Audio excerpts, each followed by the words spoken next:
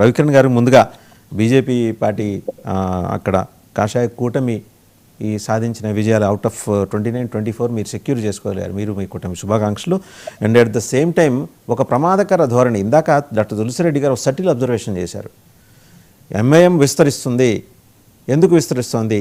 Consolidation of Hindu or majority votes జరుగుతున్నప్పుడు Charminar party Bombay దాకా వచ్చేసింది. వెనకటి ఔరంగాబాదు, ఇప్పుడు సంభాజీనగర్లో కూడా వాళ్ళ ముద్రలు స్పష్టంగా కనిపిస్తున్నాయి. ఇది ప్రమాదం, రాబోయే రోజుల్లో ప్రమాదకరం విజువలైజ్ చేసి చెప్పారు డాక్టర్ తులసిరెడ్డి గారు. సార్ వాసుదేవన్ గారు, ముందుగా మీకు, తోటి ప్యానలిస్టులకి, 99 టీవీ వీక్షకులందరికీ శుభోదయం అండి. తెలుగు వారందరికీ ముక్కనుమ పర్వదినం సందర్భంగా అందరికీ అభినందనలు, శుభాకాంక్షలు అండి.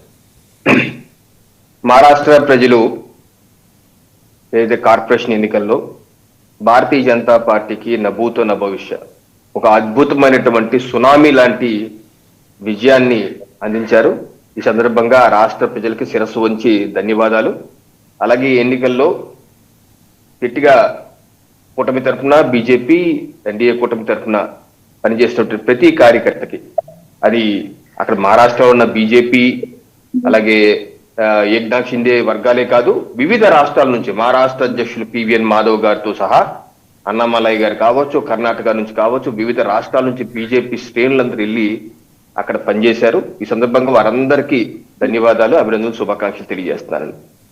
ఎందుకంటే అండి వాసుదేవన్ గారు, బిఎంసి బృహత్ ముంబై మున్సిపల్ కార్పొరేషన్ ఏర్పాటైనప్పటి నుంచి ఇప్పుడు వరకు భారతీయ జనతా పార్టీ మేయర్ ఎప్పుడు ఏర్పడలేదు. శివసేన యొక్క ఆధిపత్యం ఒక 25-30 సంవత్సరాలుగా వారే మేయర్ గా ఉన్నారు. అలాగే ముంబై అనేది చిన్న కార్పొరేషన్ కాదు, ఆసియాలోనే అతిపెద్దది. అలాగే భారతదేశంలో ఉన్నటువంటి చాలాలో ఒక 10 రాష్ట్రాల వరకు ఓటర్లు ముంబైలో ఆ బిఎంసీలో ఓటర్లు ఎక్కువ ఉన్నారు. బిఎంసీలో ఓటర్లు 1,03,00,000 వరకు ఉంటే చాలా రాష్ట్రాలు, హిమాచల్ ప్రదేశ్ కానీ, ఉత్తరాఖండ్ కానీ, జమ్మూ కాశ్మీర్ కానీ, గోవా కానీ దానికన్నా తక్కువే ఓటర్లు ఉన్నారు. అలాగే వారి యొక్క బడ్జెట్ కూడా, బిఎంసీ బడ్జెట్ కూడా 76,000 కోట్లు. అది కొన్ని రాష్ట్రాల కంటే ఎక్కువ. హిమాచల్ ప్రదేశ్ బడ్జెట్ అంతా 50,000 కోట్లు ఎంతో ఉంది. సో అలాగా అంత పవర్ఫుల్ ఫైనాన్షియల్ క్యాపిటల్ అయినటువంటి బిఎంసీలో Bharatiya Janata party corporator mayor కాబట్టి ఎంతో ఆనందదాయకం. ఇది భారతీయ జనతా పార్టీ కార్యకర్తలకి చాలా ఆనందించే విషయం. ఎందుకంటే ఎన్నో సంవత్సరాలుగా, అనేక దశాబ్దాలుగా ఏం ఆశించకుండా జెండాని భుజాన్ని వేసుకొని నిస్వార్థంగా పనిచేసే కార్యకర్తలు, భారతీయ దేశం ముందు, పార్టీ తర్వాత వ్యక్తిగత చిట్ట చివరి నినాదంతో పనిచేసే కార్యకర్తలు. ఎందుకంటే 2026 సంవత్సరం ఒక అద్భుతమైనటువంటి విజయంతో స్టార్ట్ అయింది. 2025 ఎండింగ్ కూడా మాకు అద్భుతమైన విజయాన్ని అందించారు. ఎక్కడ కేరళలో కమ్యూనిస్ట్ పార్టీ ప్రభుత్వం ఉన్నప్పటికీ అనేక దశాబ్దాల తర్వాత కేరళలో తిరువనంతపురం లాంటి కార్పొరేషన్ భారతీయ జనతా పార్టీ కైవసం చేసిన విధంగా రాష్ట్ర ప్రజలు ఆశీర్వదించారు. అద్భుతమైన విజయాన్ని. దాని కొనసాగింపుగా 2020 స్టార్టింగ్ కూడా అద్భుత విజయం. సంక్రాంతి సందర్భంగా ఇక ఈ సంవత్సరంలో జరిగిపోయి కొన్ని రాష్ట్రాల ఎన్నికల్లో కూడా భారతీయ జనతా పార్టీ ఆ రకంగా ముందుకు వెళ్తారు, ఎన్డీఏ కూటమి ఆ రకంగా ముందుకు వెళ్తారు అయితే భావిస్తున్నాను. ఒకటి. రెండు, ఓకే, ఇప్పుడు ఇందాక తులసిరెడ్డి గారు చెప్పారు, మీరు కూడా ప్రస్తావించారు. ఇప్పుడు ఎలా ఉంటుందంటేనండి, ఎంఐఎం ముస్లిం లీగ్ గురించి వారు ప్రస్తావించారు. ఇది దేశానికి ఇబ్బందికర పరిస్థితులు అని చెప్పి. ఈరోజు ఎంఐఎం ముస్లిం లీగ్ తో ఎవరు అంటకాగుతున్నారు? కేరళలో ముస్లిం లీగ్ తో అంటకాగే పార్టీలు ఎవరు? కాంగ్రెస్ కాదా? మీ కూటమిలో లేదా ముస్లిం లీగ్? ఇందాక రెడ్డి గారు అన్నారు, ఏమన్నారు? దేశ విభజన చేసినటువంటి పార్టీ ముస్లిం లీగ్. దానికి కారణం ఆ దేశ విభజన చేసిన పార్టీ, చేయించిన పార్టీ. మీరు చేశారు, వాళ్ళు చేయించారు. మరి ఈ రోజు కూడా మీరు ఎలా కలిసి ఉన్నారు కదా. మరి మీ పార్టీ నాయకత్వానికి చెప్పాలి సార్. మీరు అంటే పెద్దలు, నాకు తెలుసు మీ ఆలోచన విధానం డిఫరెంట్ గా ఉంటుంది.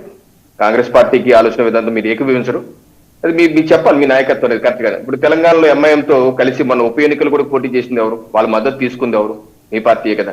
మీరు కూడా శివసేన ఓడించడానికి మహారాష్ట్రలో ఎక్కడో ఒక సెగ్మెంట్ లో మీరు మజ్లిస్ కలిసి పనిచేశారు. దాని మీద తర్వాత ఫడ్నవీస్ గారు కేకలేశారనే విషయం కూడా వచ్చిందిగా. మరి అవును, దాని మీద క్రమశిక్షణ చర్యలు తీసుకున్నారు, తప్పని చెప్పారు, వాళ్ళ పార్టీ నుంచి పక్కన పెట్టారు. ఇది జరిగిందని నేనదేంటే, ఈ రోజు అఫీషియల్ గా కేరళలో ముస్లిం లీగ్ తో అలయన్స్ లో ఉన్నారు కాంగ్రెస్ పార్టీ.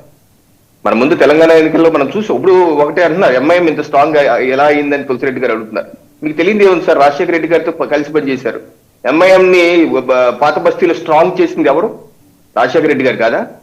అసెంబ్లీ పునర్విభజన జరిగినప్పుడు 2005-06లో జరిగినప్పుడు వారికి అనుకూలంగా ఎంఐఎంకి అనుకూలంగా సెగ్మెంట్లు కట్ చేసి వాళ్ళే గెలిచే విధంగా ముస్లింలే మెజార్టీ ఉండే విధంగా తీర్చిదిద్దింది రాజశేఖర రెడ్డి గారి పాత్ర లేదు దాంట్లో.